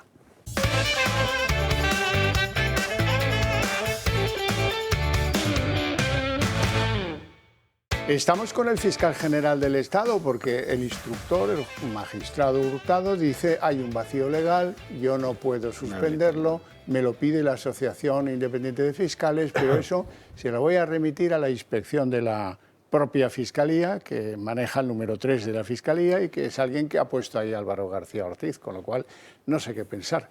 José María Sánchez. Bien, yo, en fin, tengo mi opinión sobre todo esto que está sucediendo. De una forma general y con un enfoque político del asunto, observo que Raúl Ramírez no me escucha ni ve los programas, porque eso que te han contado a ti por ahí lo he dicho yo en este programa como 5 veces. Y es que... He dicho fuera de España, no en España. Bueno, fuera de España. ¿No me escuchas tú, pues José María? no lo sé. Lamento no ser escuchado fuera de España por oyentes. Pero bueno, quiero decir que esto yo lo he dicho varias veces. He dicho que de todo esto que de una forma muy repipi se llama la degradación institucional, lo que me parece más grave hace ya muchos meses es la situación del fiscal general del Estado. Y he dicho incluso más grave que la amnistía. Me parece más grave. Es decir, esta es una situación que dura mucho tiempo y es absolutamente insostenible que el fiscal general del Estado, incluso antes de que se abra juicio oral, pudiera seguir ejerciendo el cargo como tal, estando enjuiciado en fase de instrucción, no en condición de imputado. No era posible y, como tú has recordado aquí, no existe un caso semejante en la historia judicial de ningún país occidental conocido. Y no occidental, pues no lo sé porque no lo conozco, pero interpreto que tampoco. Y además, cuando he dicho esto, he utilizado precisamente el ejemplo de Watergate, porque he dicho que este señor se debe considerar más importante que el presidente de Estados Unidos. Pero cuando la Cámara de Representantes decidió que se abría juicio oral, el enjuiciamiento es competente del Senado, el presidente Nixon no quiso pasar por ese trance y dimitió antes. Fue juzgado y fue condenado. Luego lo indultó Ford. Bien, eso por una parte. Por otra parte, sobre este asunto, ahora ya entrando un poco en lo que sería la actualidad última, lo relacionado con este auto del magistrado instructor Hurtado, etcétera. Pues tengo que decir algo sobre lo que no me puedo extender por prudencia, y es que no veo el asunto nada claro. así como lo veía claramente a efectos de lo que sería una prospectiva de lo que pueda suceder antes de verano, después de verano, no puedo decir lo mismo. No puedo decir lo mismo. Hay varias razones, alguna información que puedo tener, que no voy a exponer aquí, algún cambio que pueda guardar relación con el cambio de presidencia de la sala, la composición de la sala que lo va a juzgar, por qué este asunto no ha sido abocado al pleno de la sala, cuando me parece que tiene suficiente relevancia para esa vocación. No estoy convencido de lo que pueda suceder. Y hay un indicio objetivo, más allá de lo que yo pueda saber o lo que yo pueda especular. Y es que el Gobierno, después de la apertura del juicio oral, pudiéndolo destituir, no lo ha destituido. Lo podía haber destituido antes, pero ya sabemos que estaban aguantando el chaparrón. Pero ahora, con el juicio oral abierto, ¿por qué no lo destituye? Es decir, ¿ha pensado Sánchez, Falconetti, o como lo queramos llamar, en algún momento que una sentencia condenatoria del fiscal no le iba a pasar una cierta factura? Pues si ha pensado esto, es más tonto de lo que pensábamos. Yo no lo creo. Creo que está ahí sus luces cortas, aumentadas por su condición de listillo, aventurero, pillo, tramposo, etc. Yo creo que le permiten alcanzar esto. Es decir, que si hay una sentencia condenatoria, nada bueno para el Gobierno puede suceder y, por lo tanto, no mejora en nada sus expectativas electorales, que es lo que a él le interesa, nada más. Por lo tanto, creo que este es un inicio objetivo que hay que valorar, y yo lo valoro de esta forma.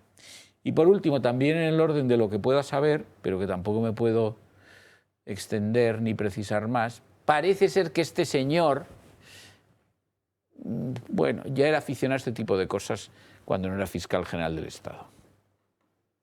Era aficionado a filtrar cosas que no debía filtrar, a los periodistas y tal. Porque, en síntesis y para concluir, lo que hemos podido ahora observar en el comportamiento de este individuo es algo que caracteriza a algunos miembros de la carrera judicial y a algunos miembros del Ministerio Público, que desde luego son minoría y minoría no representativa de ambos cuerpos, pero que existen. Y es que en España, desgraciadamente, en otros países también, hay magistrados y hay fiscales que desempeñan ese ministerio interpretando que eso es un campo más de la lucha política. Lo que verdaderamente es una desnaturalización de lo que sea la magistratura y lo que sea el Ministerio Público. Pero hay gente que ha ingresado en esas carreras con esa intención, con esa vocación y con esa forma de ver las cosas. Es decir, son políticos que hacen política poniéndose una toga, con puñetas. Es lamentable, pero ya digo que desde luego constituyen, en el caso de España, una minoría, y una minoría verdaderamente exigua. Este es un representante de ese tipo de actitud inadmisible y desde luego incompatible con lo que sea cualquier Estado de Derecho, no un régimen democrático. Un Estado de Derecho cualquiera no admite eso. Bueno, José Luis Balbás. Bueno, el fiscal general del Estado se le ha abierto juicio oral en el Tribunal Supremo de España. Así es. Y tiene la cara de no irse de inmediato con lo que eso supone, independientemente de que las asociaciones, sobre todo la Asociación Independiente de Fiscales, le ha pedido que se quite el medio, que así no es representante ya realmente de la Fiscalía, porque no es independiente, no representa a los ciudadanos, se representa a sí mismo, y parece ser que es un tío que le gustaba ya hacer circo antes de ser fiscal. Es decir, filtraba cosas por ahí y tal, cuando no era nadie iba a terminar siendo casi nadie. O sea, esto es nada en sí mismo, ¿no? El asunto es que está en el banquillo el fiscal general del Estado, lo cual, y el tío se pone, pero eso no estaba, el día que estaba con el Consejo General del Poder Judicial y con el Rey, no estaba todavía en el banquillo. Ahora ya está en el banquillo, con fianza, bajo fianza de 150.000. Que eso es lo que le duele, como vamos a ver a continuación. Sí, encima con fianza y sigue con toda la cara ahí del mundo. Da igual que le apoye Sánchez o no Sánchez. El tío es un ridículo, un patético y se está cargando la justicia española y no defiende la democracia de España. Va contra la democracia de España. El Alvarito este, o como le queráis llamar ya, porque esto no es un fiscal, esto es la Fiscalía del Gobierno, que diría Yolanda, ¿sabes? O sea, es una cosa tremendo. Está haciendo muchísimo daño a la economía española, muchísimo daño. Nos han bajado las exportaciones, el capital que ha ingresado en España pues estaba entre 60 y 70.000 millones, está en 25.000 ya. 24.000. 24.000, bueno, en el 0,4 me has conocido, sí. Están en 24.000 millones, que es una cantidad ridícula para España. Por ejemplo, el déficit de seguridad social de este año le tenemos calculado en 45.000 millones de euros. El doble que lo que entra en capital, solo en la seguridad social. La caída de empresas en los últimos 7 meses ha sido 2.000 al mes, 14.000 empresas que han desaparecido del sistema porque entre la presión del gobierno, la agencia tributaria, que funciona bien, yo reconozco que funciona bien, pero machaca que tú no veas, machaca un tejido en las pymes fundamentalmente que no hace con las grandes empresas porque tienen SOPARFIs, sociedades de participación financiera, en Luxemburgo, pues de 300 en 300, de 500 en 500, de empresas cotizadas con las cuales con aquella tributación, esas empresas grandes que ya facturan más de 500, 1.000, 2.000, 3.000 millones, aquí cotizan muy poquito. El gobierno intentó en su día, Montoro, el listo este de las narices, pero para él solo, era el dinero solo para él, que no sé qué no hace, que no está también en la imputación. Ese ya tenía que estar no en el banquillo, en la banca, directamente, porque ya es un atropello. A la banca mejor no. Absolutamente. Bueno, entonces esa caída de inversión significa que está cayendo mucho empleo.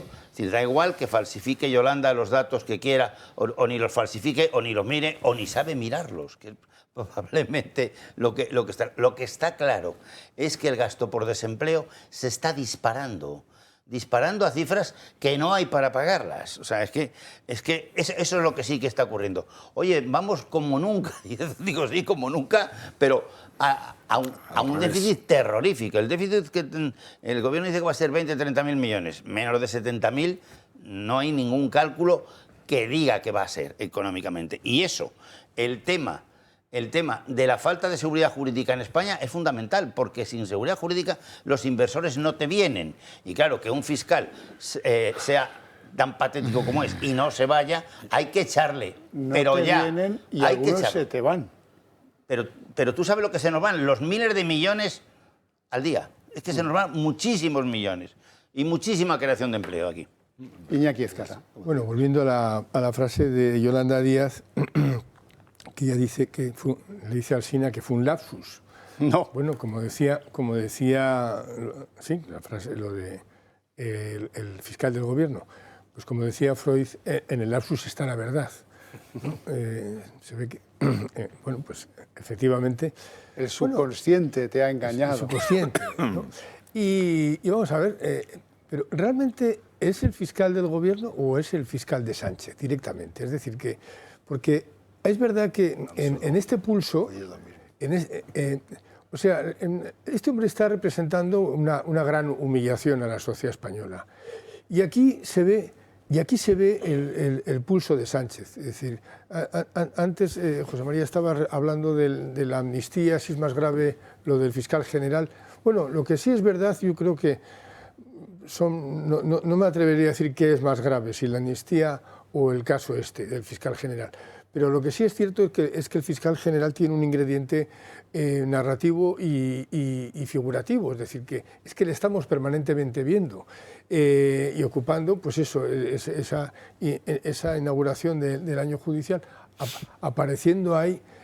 Eso es una humillación y es un pulso que nos está echando Pedro Sánchez a todos los españoles.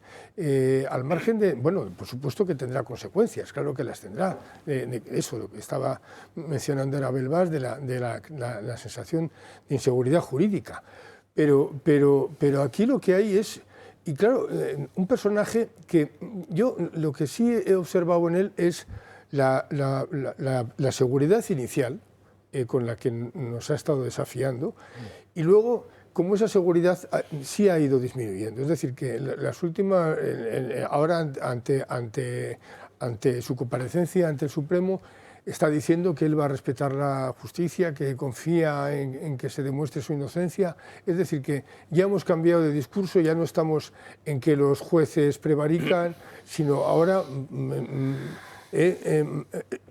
por cierto, que esto ocurrió también cuando llegó el informe de la UCO y en el caso Cerdán. Es decir, que también Sánchez volvió a cambiar su discurso, el gobierno volvió a cambiar su discurso, y ya no era los jueces que están contra el gobierno, sino confiamos en la justicia, y, en fin. O sea que hay una lección que tenemos que tener en la cabeza, y es que y es la realidad, y lo vemos y lo podemos ver en el cine. El delincuente siempre se crece y hace un alarde de fuerza y desafía. Es más, la policía suele detectar a los delincuentes muchas veces en el estilo. Cuando un ciudadano es honrado, pues ante la policía suele ser respetuoso, pero precisamente la gente que está cerca de la delincuencia desafía, ¿no? Tiende a enfrentarse, ¿no? Bueno, pues en este caso lo que estamos viendo es cómo nos desafían, pero en la medida en que pues que se les va estrechando el cerco judicial y el cerco policial, esa seguridad va desapareciendo. Y esto lo vamos a ir viendo. Esto en su día se vio en el caso hasta de Otegi. Es decir, que Otegi pues, pasó de sacar mucho pecho en los mítines hasta cuando luego lo metieron en el trullo. Luego ha recuperado un poco las energías, pero o sea que es un comportamiento, yo creo que puede parecer un comportamiento irracional. Es decir, que voy a hacer alarde de fuerza, voy a desafiar, yo sigo aquí al pie de la Fiscalía General, pero bueno, en fin, yo creo que es un comportamiento clásico, y ya digo que disminuye en la medida en que la justicia se va acercando.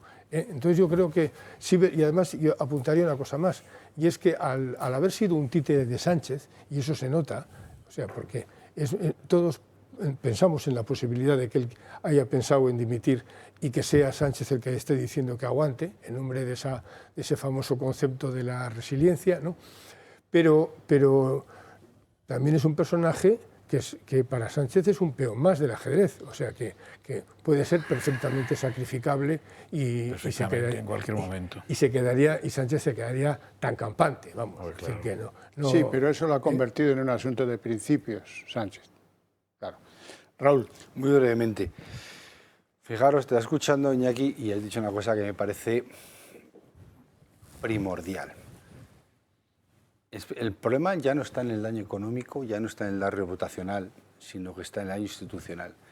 Tradicionalmente, conceptualmente, las instituciones están por encima de la persona. Y en España hemos llegado a un punto donde las instituciones están al servicio de la persona. Tú antes hablabas de confundir el fiscal de Sánchez con el fiscal del gobierno. Es que en España es lo mismo. El gobierno es Sánchez y Sánchez es el gobierno. Entonces, bajo esta construcción retorcida de las instituciones, es incompatible con un concepto mínimo democrático, bajo ningún aspecto que lo podamos intentar medir. Con lo cual, más allá de eso, tenemos a un expresidente del gobierno que se dedica a ser portavoz y cooperador de narcotráficos, un presidente del gobierno que defiende terroristas. ¿En qué marco institucional podemos tener una democracia mínimamente sana si los dos pilares o el pilar básico está destruido? El daño que se ha hecho ya costará muchísimo volver a construir. Seguro. Pero si Sánchez tiene motivos, y no pocos, para estar nervioso, hay uno que empieza a tener motivos para estarlo, por lo menos tanto. Es José Luis Rodríguez Zapatero. Van a escuchar ahora lo que ese comisionista que ha puesto sobre la mesa, pues lo de Ábalos, lo de Koldo y tal, los hidrocarburos, lo tal, Víctor de Aldama decía esta semana. eso me Tanto refería. con Koldo García como con el señor Ábalos, que parte del dinero que se les daba, dicho por ellos, iba para el partido. ¿Cómo canalizaban ese dinero? Si ese dinero se entregaba al secretario de organización, en un momento era el propio Ábalos, quiero decir, era muy fácil la canalización, y en otro momento era el señor Santos Cerdán. Yo no sé cómo ellos podrían canalizar ese dinero o de qué manera metían ese dinero dentro del partido. El señor Zapatero está vinculado con la financiación ilegal del partido, y el señor Zapatero, obviamente, le conozco, le he llevado, como bien ha dicho Ana Rosa, en el avión, lo dije ya que le había llevado en el avión, he estado con él en reuniones en Venezuela, y hay otra serie de cosas que en este momento no puedo hablar. A propósito de reuniones en Venezuela, para que vean cómo funcionaba Chávez, cómo funciona ahora Maduro, ¿qué me interesa? Comprar a Boris Johnson. Boris Johnson. Bueno, venga, a ver, que venga aquí a dar una conferencia a Venezuela. Dice, sí, $250.000. Y fue. Pues, como si eso hacen con Boris Johnson, ¿qué esperan ustedes de Zapatero, de Morodo y de toda la cosa del socialismo español, siempre arrodillada al poder en Venezuela? Barbás. Bueno, lo que está claro es que Víctor Aldama tiene información por todos los lados,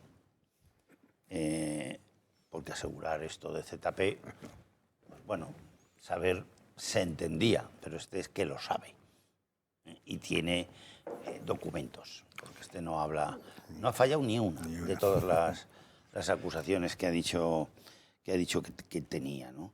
Pero es la acusación más grave que se ha hecho. La financiación de partidos es un delito gordísimo, desde el punto de vista legal, penal, político, es una cosa indecente. Además de ilegal, es indecente, ¿no? Entonces, que ZP esté metido en casi todas las cosas de este tipo, pues estando metido con el clan de los Soles, que es el primero o segundo traficante de cocaína del mundo, que ahora está entrando, lleva tiempo, que por eso se supone que han desaparecido los guardias civiles de Algeciras y del Golfo de todo lo que es Huelva. Vaya Cádiz. A Málaga, Bahía Cádiz, ahí, claro, que es donde está la gran entrada. Se está sustituyendo las drogas menores por la droga mayor, que es la cocaína, ¿no? Entonces, claro, el Zapatero es que está vinculado a Venezuela totalmente. Lo ha dicho Estados Unidos. Lo ha dicho Estados Unidos, que le va a quitar la visa de entrada a un expresidente de gobierno de un país, bueno, somos de los 15 primeros todavía y políticamente deberíamos ser más, por aquello de la hispanidad, 860 millones, o sea, no es ninguna cosa menor. Lo de España, lo que la están haciendo es menor. Un gobierno tan, bueno, fundamentalmente desde hace 20 años aquí, casi todos los gobiernos han sido nefastos para este país, pero bueno, este ha sido ya el remate. Y ZP rematando, o sea, se podía haber quedado en casa como jarrón chino roto, que es lo que es, no rojo, no es. O sea, no sé si es rojo o no rojo, lo que es un desastre diplomático para España. Y que Pedro Sánchez le haya hecho caso ha deteriorado más a Pedro Sánchez, que no se crea que este le ha defendido de nada, además de que este se defiende a sí mismo, ¿no? Pero es un tío, ZP, súper desacreditado. No sé en China de verdad la fuerza que tiene, que a lo mejor es ninguna y es nada más bla, bla, bla, porque los chinos no tendrán otra cosa, pero servicios de información y pasta, todo lo que quieras, y tienen estructuras en todos los lados. O sea, eso de que se han metido en Europa y en todo el mundo, tal, no sé, no se han metido porque han invertido un montón de millones y se han apoderado junto con Rusia de casi todo las cosas de minería de África, porque los europeos habían abandonado. Los españoles no hemos abandonado nada porque nunca estuvimos. Pero vamos, Inglaterra, Francia, han desaparecido de allí, Holanda, no, cuando ya veían que no cogían, estos tienen las fuentes económicas, la economía real ahí metidos. Entonces, si Aldama sigue largando del asunto de financiación ilegal, ZP va a tener muchos problemas, el PSOE también, y Pedro Sánchez en derivada de lo que es el PSOE. Pero que diga esto Aldama, que sabe toda la información, como ya se ha visto, estaba allí, claro, de Ábalos, Koldo, Santos, Cerdán, en fin, que está luego a Europa, en fin, eso calma él más porque era amigo de del presidente de Air Europa. O sea que, y de Yola y de Begoña, que estaban en el año 19 en Rusia, San Petersburgo, los tres. ¿Qué hacían allí? ¿Algún negocio?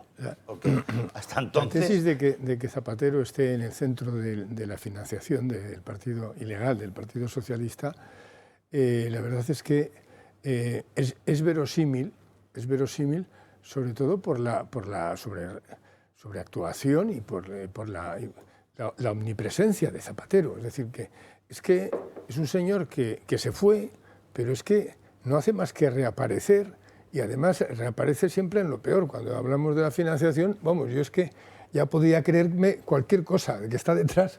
O sea, me parece que es sospechoso, un hombre que es sospechoso de todo. O sea, vamos a ver, está ligado al régimen de Maduro, por supuesto, al Grupo de Puebla, tratando de justificar las elecciones fraudulentas de Maduro. Está presente en nuestra vida nacional, la manera en que irrumpió en la campaña. Yo lo recuerdo pegando gritos. Negociando con Puigdemont. Sí, claro. Y pegando gritos en las últimas elecciones generales. ¡Por favor! O sea, pero de una manera que es que parecía que, no sé, o sea, lo que se estaba jugando ahí. Hablando de unos supuestos derechos sociales que había conseguido el sanchismo. O sea, cuando no ha conseguido más que... No ha conseguido, vamos, todo ha sido verborrea en realidad, porque en este país, tenemos una izquierda que cree que con poner a un nombre rimbombante a algo, pues ya está solucionado el problema, ¿no? Ante una lacra, pues un nombre... Hay Ministerio de Igualdad, ya está, el tema de la igualdad ya está resuelto, porque hay Ministerio de Igualdad. Bueno, pues, en fin, esta omnipresencia de Zapatero en la vida nacional, pues es inquietante. Es más, hay un vídeo por ahí que todavía circula, que es en el que habla del infinito. El infinito es el infinito, que lo que me demuestra es una persona, vamos a ver, no sé si está en su sano juicio o si tiene... Además es que luego encima hay un problema de lógica en ese vídeo, cuando él dice el infinito es el infinito. Dice, pues parece, eso es una tautología, un pleonasmo, ¿no? Es decir, pero vamos a ver, hay un momento en ese vídeo que es interesante, porque aquí se manifiesta la capacidad intelectual de él, porque dice, y en ese universo infinito, la Tierra es un lugar único. Vamos a ver, si has dicho porque dice, no sabemos lo que hay. Inmediatamente después dice, la Tierra es un lugar único. Si no sabes lo que hay... Y aquí, pero para comisionar sí tiene claro... Si no sabes lo que hay, ¿cómo afirmas que la Tierra es un lugar único y que la Tierra no se repite infinitamente y no se repite Zapatero hasta la eternidad y hasta el infinito diciendo la misma estupidez? ¿Cómo estás tan seguro de eso? Bien, esto ya responde a la lógica, a la cabeza lógica de Zapatero, ¿no? En fin, ahora es posible que alguien que no tiene una cabeza, que responda a la lógica aristotélica, es posible que luego pues sea muy listo para los recaos y luego para hacer negocios y para hacer trampas. En fin, pero bueno, en resumen, creo que con todo lo que se ha visto de él, donde se sabe que está implicado, todas esas, sus propias relaciones económicas y vamos a llamarlas económicas, con la República Dominicana, en la que también hay media cúpula antigua del Partido Socialista, pero bueno, vamos a ver. Pinta poco, ahí pinta poco, lo sé yo. En Dominicana no pinta. Pinta en Venezuela. Pero a lo que vamos, que yo sí creo que el de la financiación sería un tema grave y sí sería un punto al que, en fin, utilizando una expresión coloquial, por donde se le podría coger. Es decir, que porque sí es, como tú señalabas, pues es un delito grave. José María Sánchez. Bueno, yo he dicho también muchas veces aquí, y perdón, me estaba riendo porque tu intervención me ha arrancado la risa porque te reconozco una capacidad extraordinaria de imitar a Zapatero. Que me ha hecho mucha gracia cómo lo has imitado. Bueno, Yo también he visto ese vídeo, sí, bueno, el vídeo yo creo que los espectadores, si quieren pasar un rato divertido, pues no tienen más que ver el vídeo de Zapatero. Son las caras de los que le están escuchando. Sí, claro. Le miran fascinados. Claro, le miran fascinados. Bueno, bien, yo creo, lo he dicho, repito muchas veces, y perdón por la insistencia, yo creo que de estas causas, Koldo, Aldama, etcétera, que ya me pierdo, aquí queda una cosa todavía por saber. Yo creo que al final acabará sabiéndose, pero no me atrevo a decir nada, porque ya he dicho antes que en otro asunto relativamente más sencillo, pues no me atrevo a hacer pronósticos o tengo dudas, pues en estos que son mucho con mucho más verdor o follaje detrás, y no sé si por el verde de los dólares o por qué, pero es complicado hacer pronósticos. Pero sí creo que ahí detrás hay algo que en algún momento debería saberse. Y es que creo que ahí detrás está la financiación ilegal del Partido Socialista. Es decir, yo no me creo nada de esto, de que estos señores, sin tener ni idea de sus andanzas para cobrar comisiones por aquí, por allá, etcétera, Sánchez estaba en absoluta desconocimiento y en su inocencia. No me creo nada. Nada es nada de esto. Porque sería tanto como creerme que Sánchez, casado con doña Begoña, y volvemos a otro asunto, ignoraba que doña Begoña era la que pagaba no sé qué cosas de publicidades. Espero que no diga usted eso del follaje ahora. No. He dicho verdor primero, verdor. Sí, y luego añadió puede follaje. ser unas causas frondosas.